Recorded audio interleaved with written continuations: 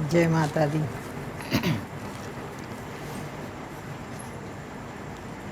तू हई से लागल मोरी लगनिया हो, हे मैया दर्श दिखाई दा।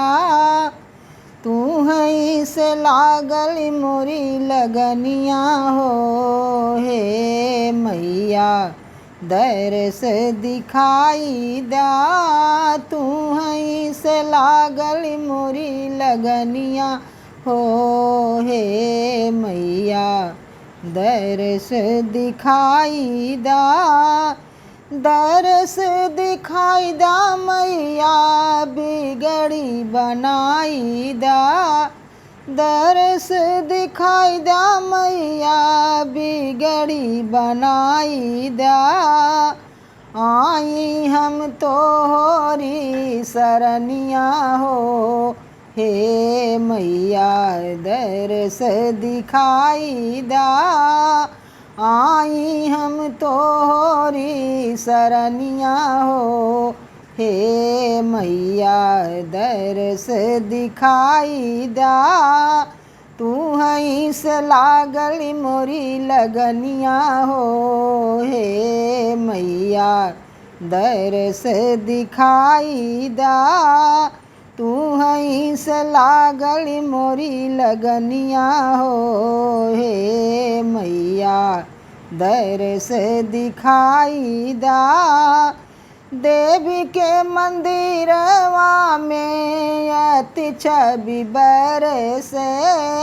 देवी के मंदिरवा में अति छवि बरसे।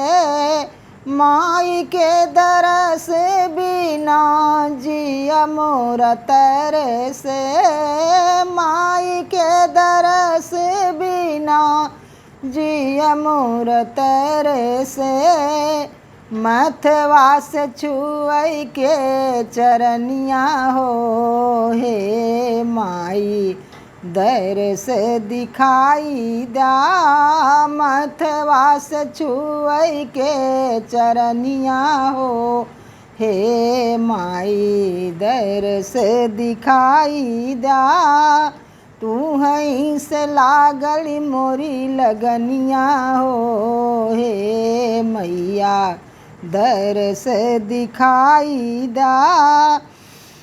मैया के मंदिरवा में अति छवि बरसे। माई के दरस बिना जिया मोरा तरसे। मथवा से छुअई के चरनिया हो, हे माई दर्श दिखाई दा। तू हई से लागल मोरी लगनिया हो, हे माई दर्श दिखाई दा। गल बीच सोहे ताजे फूलवा के हरवा। गल बीच सोहे ताजे फूलवा के हरवा। यात्री चढ़ावे मैया आई के मंदिरवा।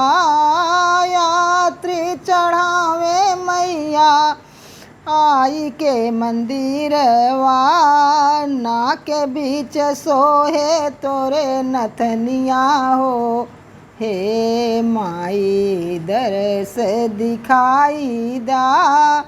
नाक बीच सोहे तोरे नथनिया हो, हे माई दर्श दिखाई दा। तू हई से लागल मोरी लगनिया हो, हे माई दर्श दिखाई दा। तिरिया पुकारे ठाढ़ी मैया के मंदिरवा। तिरिया पुकारे ठाढ़ी मैया के मंदिरवा। गोदी मोरी सुनी मैया भरी दाया चरवा। गोदी मोरी सुनी मैया भरी दाया चरवा। सासु मोरी काहली बजनिया हो, हे माई दरस दिखाई दा। सासु मोरी काहली बजनिया हो, हे माई दरस दिखाई दा। दरस दिखाई दा माई बिगड़ी बनाई दा। दरस दिखाई दा माई बिगड़ी बनाई दा। आई हम तोहरी सरनिया हो, हे माई दरस दिखाई दा। तू हई से लागल मोरी लगनिया हो, हे माई दरस दिखाई दा। सब सखी गावे मैया तोहरी कीर्तिया। सब सखी गावे मैया तोहरी कीर्तिया। तोहरी चरनिया में लागल बा प्रीतिया। तोहरी चरनिया में लागल बा प्रीतिया। हरि ले तू हमारी गिरनिया हो, हे माई दरस दिखाई दा। हरि ले तू हमारी गिरनिया हो, हे माई दरस दिखाई दा। दरस दिखाई दा माई बिगड़ी बनाई दा।